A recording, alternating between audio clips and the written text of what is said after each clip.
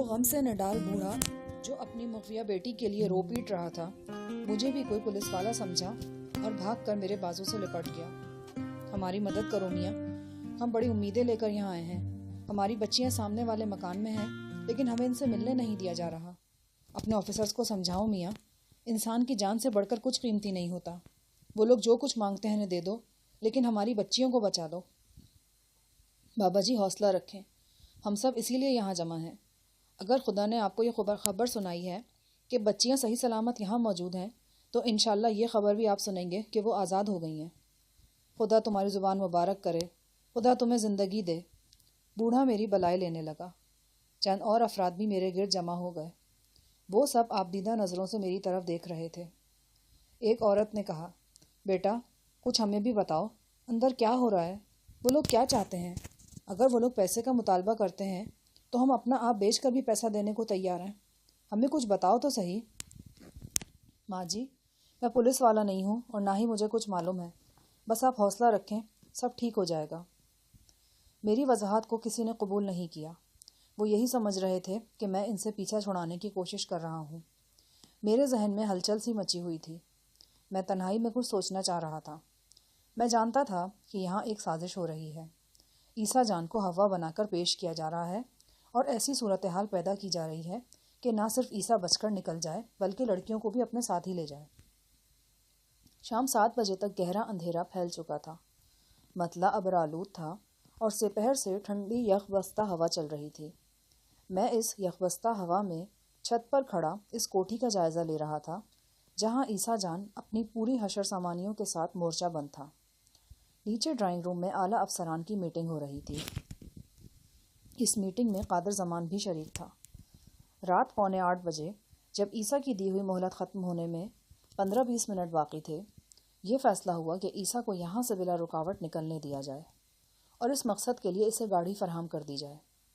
ایک طرح سے یہ مکمل پسپائی کا اعلان تھا۔ عیسیٰ کو فراہم کرنے کے لیے ایک مزدہ کوچ پہلے ہی یہاں لا کر کھڑی کر دی گئی تھی۔ اس کوچ پر پشاور کا نمبر تھا۔ کھڑکیوں پر پردے کھچے ہوئے تھے۔ عیسیٰ جان کی ہدایت کے مطابق کوچ کی ڈیزل ٹنکی فل کر دی گئی تھی۔ کوچ کے قریب 2 کانسٹیبل ڈھیلے ڈھالے انداز میں کھڑے تھے۔ وہ کوچ کا پہرا دے رہے تھے۔ میں چھت سے نیچے اترا اور ٹہلنے والے انداز میں کوچ کی طرف چلا گیا۔ میرے بدن میں ایک عجیب سی سنسناہٹ جاگی ہوئی تھی۔ یہ سنسناہٹ مجھے ہر اندیشے سے بے نیاز کر رہی تھی اور اکسا رہی تھی کہ میں اپنے طور پر کچھ کر گزروں۔ اگر میں یہ کہوں تو غلط نہ ہوگا کہ لمحہ بہ لمحہ ایک بے رحمی سی میرے اندر پروان چڑھ رہی تھی۔ کوچ کی دائیں جانب مکمل تاریکی میں تھی۔ اس جانب کوئی بھی نگران نظر نہیں آ رہا تھا۔ نہ جانے میرے دل میں کیا آئی کہ میں سیدھا چلتا چلتا اچانک کوچ کی طرف مڑا اور جلدی سے اس کے نیچے گھس گیا۔ میں کچھ دیر کوچ کے نیچے بے حس و حرکت لیٹا رہا۔ پھر میں نے تاریکی میں گھور گھور کر 2 ایسی جگہیں منتخب کر لیں جہاں مضبوطی سے ہاتھ جمائے جا سکتے تھے۔ پاؤں اٹکانے کے لیے بھی ایک مناسب سی جگہ میں نے تلاش کر لی۔ مجھے زیادہ دیر کوچ کے زیر سایہ نہیں لیٹنا پڑا۔ بمشکل 5-10 منٹ ہی ہوئے تھے کہ 2 افراد کوچ کی طرف بڑھے۔ میں نے ان آوازوں سے یہی اندازہ لگایا کہ ایک پولیس انسپکٹر جام علی ہے اور دوسرا عیسیٰ جان کا کوئی ساتھی۔ عیسیٰ جان کے ساتھی نے کوچ میں گھس کر اچھی طرح جائزہ لیا۔ یقیناً اس نے چیک کیا تھا کہ کوئی کوچ کے اندر تو مورچہ بنائے نہیں بیٹھا۔ اس موقع پر میں نے بہتر جانا کہ زمین پر لیٹے رہنے کے بجائے کوچ کے نچلے حصے سے چپک جاؤں۔ میں نے اس ارادے کو عملی جامہ پہنایا۔ اب اگر کوئی نیچے جھک کر دیکھ بھی لیتا تو آسانی سے میرا سراغ نہیں پا سکتا تھا۔ اس طرح کلائیوں اور پاؤں کے زور پر کوچ کے پیندے سے چپکے رہنا آسان کام نہیں تھا۔ بہرحال یہ کام مجھے کرنا تھا اور میں کر رہا تھا۔ تھوڑی دیر بعد کھٹ پٹ کی آوازیں آئیں اور ایک فرحت بخش جھرجھری کے ساتھ کوچ اسٹارٹ ہو گئی۔ میں پوری طرح مستعد ہو گیا۔ کوچ نے چند سیکنڈ ہچکولے کھائے، پھر اسکیم کی ہموار سڑک پر آ گئی۔ 100-150 گز کا فاصلہ طے کر کے کوچ چکنے فرش پر رکی تو میں جان گیا کہ ہم اس کوٹھی کے اندر پہنچ چکے ہیں جہاں عیسیٰ جان اور لڑکیاں موجود ہیں۔ یہ بڑے نازک لمحات تھے۔ میں تنہا دشمن کے بیچ آ گھسا تھا، لیکن یہ رسک میں نے کسی کے کہنے پر نہیں، اپنی مرضی سے لیا تھا، لہٰذا مجھے مزہ آ رہا تھا۔ ایک میٹھا میٹھا جوش سا رگو پے میں بھرتا چلا گیا تھا۔ یہی جوش اور ولولہ تھا جس کے لیے میں جیل کی 4 دیواری میں 4 سال ترستا رہا تھا۔ یہی پرخطر شب و روز تھے جن کی یاد مجھے کسی کروٹ چین نہیں لینے دیتی تھی۔ جوں ہی جیپ کا انجن بند ہوا، اس کی ہیڈ لائٹس بھی بجھ گئیں۔ کہیں قریب سے روشنی پھوٹ رہی تھی۔ اس روشنی میں مجھے ایک گراسی لان نظر آیا۔ کچھ لوگ دھیمے قدموں سے کوچ کی طرف بڑھ رہے تھے۔ میں صرف ان کے نچلے دھڑ دیکھ سکتا تھا۔ پھر مجھے کوچ کے ڈرائیور کی ٹانگیں نظر آئیں۔ وہ ابھی ڈرائیونگ نشست سے نیچے اترا تھا۔ یہ وہی شخص تھا جس نے کوچ اسٹارٹ کرنے سے پہلے اس کا معائنہ کیا تھا۔ گراسی لان کی طرف سے آنے والے افراد کچھ دیر کوچ کو ٹھوک بجا کر دیکھتے رہے، پھر کوٹھی کے اندر چلے گئے۔ میں نے بآہستگی اپنی پشت فرش سے لگائی اور کھسکتا ہوا کوچ تلے سے نکل آیا۔ میرا عزیز ترین ہتھیار یعنی رام پوری خنجر میری پنڈلی سے لگا ہوا تھا۔ اس کے علاوہ 6.35 کیلیبر کا بریٹا پستول بھی تھا جو میں نے ہولسٹر میں رکھ کر کمر سے باندھا ہوا تھا۔ میں کچھ دیر تک تاریک گھاس پر اوندھا پڑا رہا۔ عمارت کے مختلف حصوں سے آہٹیں ابھر کر میری سماعت سے ٹکراتی رہیں اور میں ان آہٹوں کو ترتیب دے کر ذہن میں کوئی نقشہ اجاگر کرنے کی کوشش کرتا رہا۔ کوٹھی کا زیریں حصہ تقریباً اندھیرے میں ڈوبا ہوا تھا۔ زیادہ چہل پہل بالائی منزل پر ہی نظر آ رہی تھی۔ دروازہ کھلنے اور بند ہونے کی آوازیں آ رہی تھیں۔ کبھی کسی کھڑکی سے کسی کے بولنے کی صدا بھی آ جاتی تھی۔ میں نے گارڈینیا کی ایک 5 فٹ اونچی باڑ کی آڑ لی اور رکوع کے بل چلتا ہوا عمارت کے پہلو میں پہنچ گیا۔ یہاں مجھے ایک چھوٹا سا زینہ نظر آیا۔ زینے کے قریب ہی ایک چادر پوش شخص موجود تھا۔ اس کے سر پر گرم اونی ٹوپی تھی۔ سردی کے سبب اس کے منہ سے بھاپ خارج ہو رہی تھی۔ میں اس شخص کے کندھے پر G3 رائفل صاف دیکھ سکتا تھا۔ وہ یقیناً عیسیٰ جان کا کوئی خوخار ساتھی تھا۔ میں دیوار کے ساتھ چپکا اس شخص کی حرکات و سکنات دیکھتا رہا۔ تھوڑی دیر بعد اس نے ایک سگریٹ ہونٹوں میں دبایا اور اسے آگ دکھانے کے لیے جیب سے ماچس نکالی۔ اس نے 2 دیا سلائیاں ضائع کی۔ تیز ہوا کے سبب سگریٹ آگ نہیں پکڑ رہا تھا۔ اس نے ہوا سے بچنے کے لیے اپنا رخ پھیرا اور چند قدم دور ایک دیوار کی اوٹ میں ہو گیا۔ یہ لمحے میرے لیے قیمتی تھے۔ میں نے اپنی جگہ سے حرکت کی اور بے آواز بھاگتا ہوا زینوں میں داخل ہو گیا۔ یہ زینے بل کھاتے ہوئے بالائی منزل کی چھت تک پہنچے تھے۔ میں بالائی منزل پر رکنے کے بجائے سیدھا نکلتا چلا گیا اور چھت پر پہنچ گیا۔ یہ ایک وسیع و عریض چھت تھی۔ چاروں طرف 4 فٹ اونچا آہنی جنگلہ لگا ہوا تھا۔ ایک برساتی نما کمرے کے سوا یہاں اور کوئی تعمیر نظر نہیں آ رہی تھی۔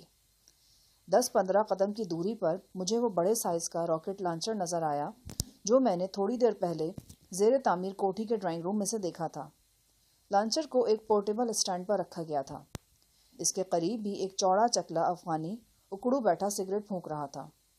سرخ رنگ کے خوفناک راکٹ کا رخ اس زیر تعمیر کوٹھی کی طرف تھا جہاں پولیس کی بھاری نفری نے مورچہ جما رکھا تھا۔ مجھے چھت پر نہ تو کوئی دوسرا راکٹ لانچر نظر آیا اور نہ کوئی شخص۔ راکٹ لانچر والے پر قابو پانے کا یہ بے حد سنہری موقع تھا۔ میں جھک کر تیزی سے آگے بڑھا۔ میں نے کوئی آواز پیدا نہیں کی تھی، لیکن معلوم نہیں یہ چھٹی حص کا کرشمہ تھا یا کوئی اور بات۔ ابھی میں اغوانی سے چند قدم دور ہی تھا کہ اس نے تیزی سے مڑ کر دیکھا۔ اس کے ساتھ ہی اس کا دایاں ہاتھ اپنے ہولسٹر کی طرف بڑھا۔ حیران کن پھرتی سے اس نے ریوالور نکال لیا۔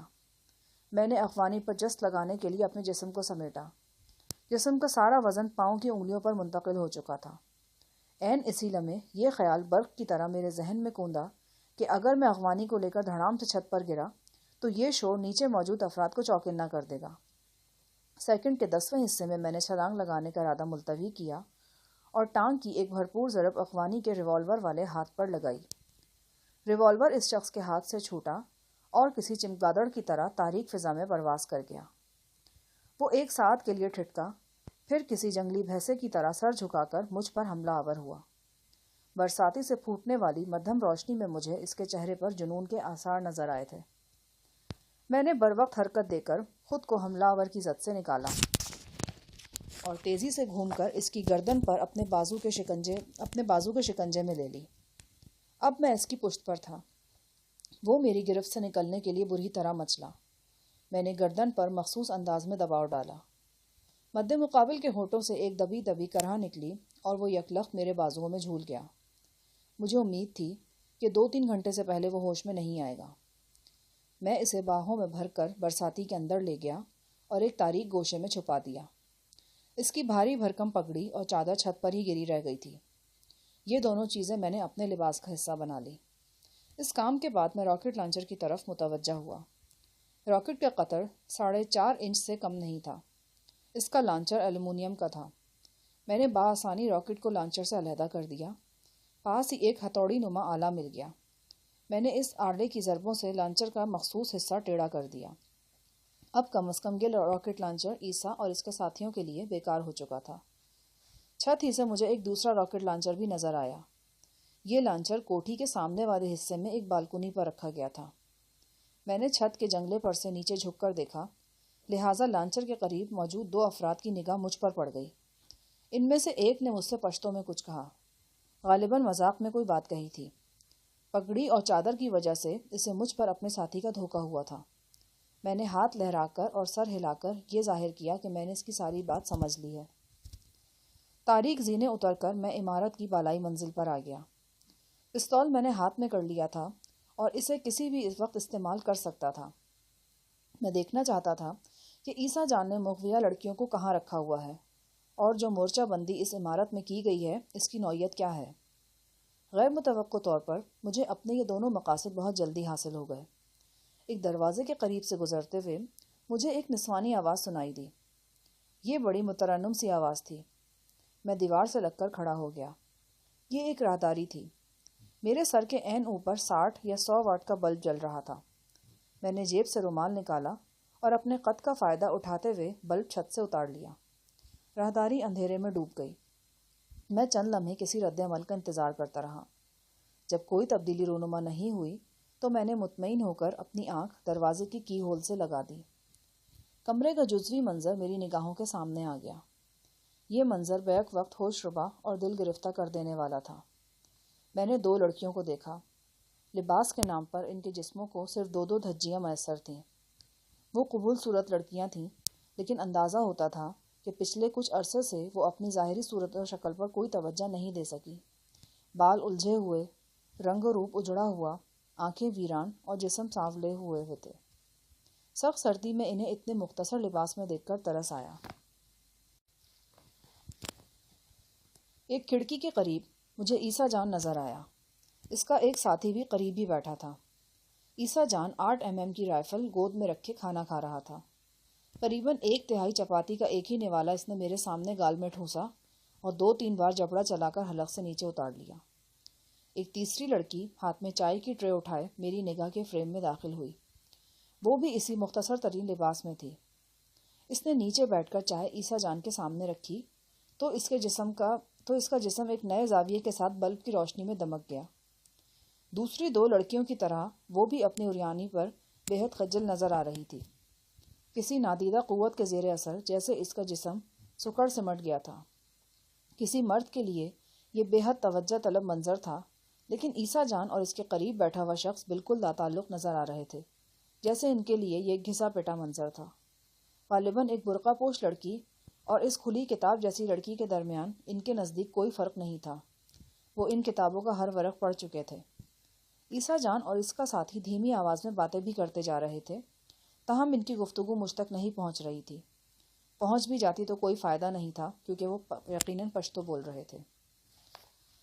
اگلے 5 منٹ کے اندر اس کمرے کی تمام صورتحال مجھ پر واضح ہو گئی۔ اس کمرے میں عیسیٰ جان سمیت 5 افراد موجود تھے۔ ان میں 3 لڑکیاں اور 2 مرد تھے۔ لڑکیاں یقیناً انہی ایروسٹسوں میں سے تھیں جنہیں 14-15 ماہ قبل اغوا کیا گیا تھا۔ ان 14-15 ماہ میں بد نصیب لڑکیوں پر جو مظالم ٹوٹ چکے تھے وہ پردہ راز میں تھے، تاہم ان مظالم کی ایک مدھم سی تصویر ان لڑکیوں کا سراپا دیکھ کر ذہن میں ابھرتی تھی۔ کسی وقت وہ خوبصورت، شوخ و چنچل اور زندگی سے بھرپور ہوں گی، اب اجڑی پجڑی اور داغدار تھیں۔ ان کے جسموں پر جو داغ لگے تھے وہ نگاہوں سے اوجھل تھے۔ ان کی روحوں پر جو داغ لگے تھے وہ نگاہوں سے اوجھل تھے۔ ہاں، ان کے جسموں پر صحبتوں کے نشان صاف دیکھے جا سکتے تھے، کہیں سگریٹ سے داغے جانے کا نشان، کہیں کسی بے رحم خراش کا انمٹ ثبوت۔ کہیں کسی تیز دھار آلے کا زخم۔ ایک لڑکی کا بازو ٹوٹا ہوا تھا اور ہڈی جوڑنے کے لیے کلائی پر سیدھی لکڑیاں رکھ کر میلی سی پٹی باندھ دی گئی تھی۔ کمرے میں ایک بڑا ہیٹر بھی لگا ہوا تھا۔ اس الیکٹرک ہیٹر کی وجہ سے لڑکیاں ناکافی لباس کے باوجود زیادہ سردی محسوس نہیں کر رہی تھیں۔ کمرے کا جائزہ لینے کے بعد میں تاریک راہداری میں احتیاط سے چلتا ہوا آگے بڑھا۔ 2-3 مزید کمروں میں بھی روشنی ہو رہی تھی، لیکن وہاں کوئی متنفس نظر نہیں آ رہا تھا۔ یہ جان کر مجھے حیرانی ہوئی کہ اس وسیع کوٹھی کے اندر 3 لڑکیوں کے علاوہ صرف 5 یا 6 افراد موجود تھے، اور ان میں سے بھی ایک کو میں چھت پر انٹا غفیل کر چکا تھا۔ قادر زمان کی یہ اطلاع بھی سراسر جھوٹ تھی کہ کوٹھی میں 7-8 راکٹ لانچر موجود ہیں۔ میں نے صرف 2 لانچر دیکھے تھے اور مجھے یقین ہو گیا تھا کہ یہ 2 ہی ہیں۔ لڑکیوں کے بارے میں بھی غلط اطلاعات گردش کر رہی تھیں۔ ابھی تک کوٹھی میں صرف 3 لڑکیوں کا کھوج ملا تھا۔ چلو، لڑکیوں کے بارے میں تو سوچا جا سکتا تھا کہ انہیں کسی اندرونی کمرے یا تہخانے وغیرہ میں بند رکھا گیا ہوگا، لیکن اگر کوٹھی میں عیسیٰ جان کے مزید ساتھی اور اسلحہ موجود تھا تو ان نازک لمحات میں وہ سب کہاں گیا تھا؟ میں چھوٹے زینوں سے نیچے اترنا چاہتا تھا۔ مجھے معلوم تھا وہاں پہرے دار موجود ہے۔ میں ایک کھڑکی کے راستے بیرونی شیڈ پر اترا اور وہاں سے پائپ کے سہارے نیچے اتر آیا۔ یہ کوٹھی کا عقبی حصہ تھا۔ میں ایک تاریک گوشے میں کھڑا ہو کر سوچنے لگا کہ کیا کرنا چاہیے۔ کوٹھی سے باہر نکلنا آسان نہیں تھا۔ کوٹھی کے چاروں طرف روشنی تھی اور اب تو سرچ لائٹس بھی آن کر دی گئی تھیں۔ یقینی بات تھی کہ عیسیٰ کے ساتھیوں نے باؤنڈری پر گہری نگاہ رکھی ہوگی۔ اگر اتفاقاً مجھے مزدہ کوچ کی سہولت میسر نہ آتی تو میں کوٹھی میں داخل نہیں ہو سکتا تھا۔ جس طرح اندر آنا مشکل تھا، اسی طرح باہر نکلنا بھی دشوار تھا۔ کوٹھی کے اندرونی حالات جاننے کے بعد میرا حوصلہ بڑھ گیا تھا۔ اگر کسی طرح میں عیسیٰ جان اور اس کے ساتھیوں پر قابو پا سکتا تو لڑکیوں کی زندگی بچائی جا سکتی تھی، مگر مسئلہ یہ تھا کہ وہ دونوں خودکار رائفلوں سے مسلح تھے اور میرے پاس پستول تھا۔ عیسیٰ جان جیسے شخص کو ایک لمحے کی مہلت دینے کا مطلب یہ تھا کہ فتح تھالی میں رکھ کر اسے پیش کر دی جائے۔ میں اپنے آپ کو ملامت کرنے لگا۔ اگر میں کوئی چھوٹی نالی کی برسٹ مارنے والی گن اپنے ساتھ لے آتا تو صورتحال بہت مختلف ہوتی۔ اچانک مجھے احساس ہوا کہ میں ٹھوس فرش کے بجائے کسی جنبش کرنے والی چیز پر کھڑا ہوں۔ میں نے جھک کر دیکھا۔ یہ سیوریج کا آہنی ڈھکنا تھا۔ میں نے ڈھکنا اٹھایا۔ کسی طرح کی بدبو کا احساس نہیں ہوا۔ مجھے اندازہ ہوا کہ سیوریج ابھی چالو نہیں ہوا۔ پائپ وغیرہ ڈال دیے گئے ہیں، لیکن ابھی تک انہیں مین لائن سے نہیں ملایا گیا۔ میں نے ڈھکنا بآہستگی ایک طرف رکھ دیا اور اندر گھس گیا۔ کسی طرف سے ہوا کا جھونکا آیا اور مجھے چھوتا ہوا ہول سے نکل گیا۔ ڈھکنے کو دوبارہ ہول پر جمانے کے بعد میں نے اپنا لائٹر جلایا۔ پائپ میں روشنی دور تک پھیل گئی۔ یہ بالکل صاف شفاف پائپ تھا۔ قطر قریباً 3 فٹ رہا ہوگا۔ کہیں کہیں اینٹوں کے چھوٹے بڑے ٹکڑے اور بکھری ہوئی ریت تھی۔ میں پاؤں کے بل پائپ میں بیٹھ گیا اور دھیرے دھیرے آگے بڑھنے لگا۔ ہوا کا جو جھونکا ابھی تھوڑی دیر قبل مجھے چھو کر گزرا تھا، اس نے مجھے سمجھا دیا تھا کہ کہیں پاس ہی اس سیوریج لائن کا دوسرا راستہ موجود ہے۔ قریباً 20 گز آگے یہ پائپ ایک نسبتاً بڑے پائپ سے منسلک ہو گیا۔ اس پائپ میں آگے بڑھنا میرے لیے زیادہ آسان ثابت ہوا۔ لائٹر کا ننھا سا شعلہ میری رہنمائی کر رہا تھا۔ 4-5 منٹ بعد میں نے خود کو ایک مین ہول کے نیچے پایا۔ مین ہول کا ڈھکنا موجود نہیں تھا۔ معلوم نہیں چرا لیا گیا تھا یا ابھی رکھا ہی نہیں گیا تھا۔ مجھے اندازہ ہوا کہ میں اس زیر تعمیر کوٹھی کے قریب پہنچ چکا ہوں، جہاں قادر زمان اپنے لاؤ لشکر کے ساتھ موجود ہے، اور اس کے ساتھ ساتھ پولیس نے بھی ڈیرا ڈال رکھا ہے۔ مین ہول میں آمد و رفت کے لیے ایک چھوٹی سی آہنی سیڑھی فرش میں گاڑی گئی تھی۔ میں نے لائٹر بجھا کر جیب میں ڈالا اور سیڑھی پر قدم رکھ دیا۔ چند لمحے بعد میں مین ہول سے باہر تھا۔ میں زیر تعمیر کوٹھی کے قریب ہی نکلا تھا۔ صرف 20-25 قدم کے فاصلے پر جاگیردار قادر زمان اپنی امپالہ گاڑی کے قریب کھڑا ایک ڈی ایس پی سے باتیں کر رہا تھا۔ ڈی ایس پی کا رخ میری طرف تھا۔ مجھے مین ہول سے نکلتے دیکھ کر وہ بے طرح چونکا۔ اس کے انداز سے ظاہر تھا کہ پستول نکالنے کے لیے وہ بالکل تیار ہے۔ اس کے تاثرات دیکھ کر قادر زمان بھی میری طرف گھوم گیا۔ اس کے ساتھ ساتھ دونوں بونے باڈی گارڈز بھی، جو سائے کی طرح اس کے ساتھ ہی رہتے تھے۔ ڈی ایس پی نے ایک طاقتور ٹارچ کی روشنی مجھ پر ڈالی۔ شاہ جہان تم؟ قادر زمان کے ہونٹوں سے سرسراتی آواز نکلی، جی جناب، میں عیسیٰ جان کی پناہ گاہ دیکھ کر آیا ہوں۔ میں نے اپنے سر سے گرد جھاڑتے ہوئے کہا، کیا مطلب؟ قادر زمان گڑبڑا گیا۔ میں مزدہ کوچ کے نیچے چھپ کر کوٹھی میں چلا گیا تھا۔ کوٹھی کا پورا سروے کیا ہے میں نے۔ میرا خیال ہے کہ ہمیں عیسیٰ جان کا کوئی مطالبہ نہیں ماننا چاہیے، ہم اس پر بآسانی قابو پا سکتے ہیں، بلکہ میں اکیلا اندر جا کر اس کا تیا پاچا کر سکتا ہوں۔ شاید میں یہ کام کر کے ہی واپس آتا، لیکن میرے پاس معقول ہتھیار نہیں تھے۔ آپ مجھے صرف 1 رائفل اور 2 بندے دے دیں، میں ابھی اس حرامی کو باندھ کر آپ کے پاس لے آتا ہوں۔ باتیں کرتے ہوئے میری نگاہ بغور عیسیٰ قادر زمان کے چہرے کا جائزہ لے رہی تھی۔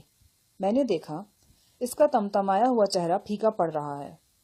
اس نے کپکپاتے ہونٹوں سے سگار کا کش لیا اور بولا، شاہ جہان، تم نے بہت خطرناک کام کیا ہے کہ بغیر کسی کے مشورے کے کوٹھی میں چلے گئے۔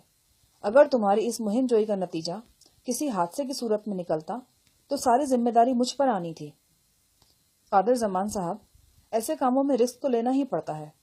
ہم یہاں رسک نہیں لیں گے تو سفر کے دوران لیں گے، سفر کے دوران نہیں لیں گے تو کوئرم ایجنسی میں جا کر لیں گے۔ یہ بات تو آپ بھی اچھی طرح جانتے ہیں کہ عیسیٰ جان پکا حرامی ہے۔ وہ آسانی سے گرفتاری پیش کرے گا، نہ لفافہ اور لڑکیاں ہمارے حوالے کرے گا۔ تو جب رسک لینا ہی ہے تو کیوں نہ ایسے وقت میں لیا جائے جب کامیابی کے امکانات روشن ہوں۔ قادر زمان کا چہرہ غصے سے انگارا ہو گیا۔ اپنے غصے کے اظہار کے لیے اس نے حسب عادت بہت دھیما اور طنزیہ لہجہ اختیار کیا۔ محترم شاہ جہان صاحب، آپ کس ہوا میں اڑ رہے ہیں؟ آپ کی خیر ہو، ذرا عقل شریف کو ہاتھ تو مارے۔ ہم تو اس فکر میں ہیں کہ کسی طرح لفافہ اور لڑکیاں عیسیٰ جان کے قبضے سے نکال لیں، اور آپ ہیں کہ اس کی گرفتاری کے منصوبے باندھ رہے ہیں۔ میں نے فوراً کہا، منصوبے اس لیے باندھ رہا ہوں جناب کہ یہ منصوبے کامیاب ہو سکتے ہیں، اور یہ کوئی بہت لمبے چوڑے منصوبے نہیں ہیں۔ میں نے آپ سے عرض کیا ہے نا کہ مجھے 1 رائفل اور 2 بندوں کی ضرورت ہے۔ میں اس کتے کے بچے کو ابھی گھسیٹ کر آپ کے سامنے لے آؤں گا۔ عیسیٰ جان کے لیے قادر زمان کے دل میں چھپی ہوئی ہمدردی تیش کی سرخی بن کر اس کی آنکھوں میں جھانکنے لگی۔ وہ زہر خند لہجے میں بولا، گستاخی کی معافی چاہتا ہوں جان جی، ذرا تم اپنے دماغ کا علاج کراؤ۔ جو مشورہ تم عنایت کر رہے ہو وہ خدا نہ خواستہ ہم مان لیں تو کل پبلک ہمارے سروں پر اتنی چترول کرے گی کہ جان کے لالے پڑ جائیں گے۔ برا جی، وہ عیسیٰ جان 1 سیکنڈ نہیں لگائے گا لڑکیوں کو چھلنی کرنے میں، اور وہ قسم خانیاں مر گئیں تو پھر سوچ لو کیا ہوگا۔ ہماری باتوں کے دوران ہی ایس پی جازب خان صاحب اور دوسرے 2 افسران موقع پر پہنچ گئے۔ جاگیردار قادر زمان نے اپنے مخصوص طنزیہ لہجے میں افسران کو بتایا کہ میں ابھی ان کے سامنے مین ہول سے برآمد ہوا ہوں، اور انہیں یہ بتا رہا ہوں کہ کوٹھی میں ڈر خطرے والی کوئی بات نہیں، اور ہم بآسانی اندر جا کر عیسیٰ جان کی گردن ناپ سکتے ہیں۔ جازب خان نے قادر زمان کے طنزیہ لہجے کا کوئی اثر قبول نہیں کیا۔ انہوں نے نہایت سنجیدہ لہجے میں مجھ سے سوالات پوچھے۔ میں نے ان سوالات کے جواب دیتے ہوئے پوری کہانی افسران کے گوش گزار کر دی۔ جیسا کہ مجھے بعد میں معلوم ہوا کہ ایس پی جازب کے ساتھ آنے والے 2 باروک افسران میں سے ایک اسسٹنٹ کمشنر پشاور تھے۔ مجھے ان کی آنکھوں میں تعریفی اور دوستانہ جذبات کی جھلک نظر آئی۔ جب ایس پی جازب نے انہیں یہ بتایا کہ میرا نام شاہ جہان ہے اور اس وقت میری حیثیت مشتبہ کنور صاحب کے خاص آدمی کی ہے، تو وہ میری باتوں کو اور زیادہ توجہ سے سننے لگے۔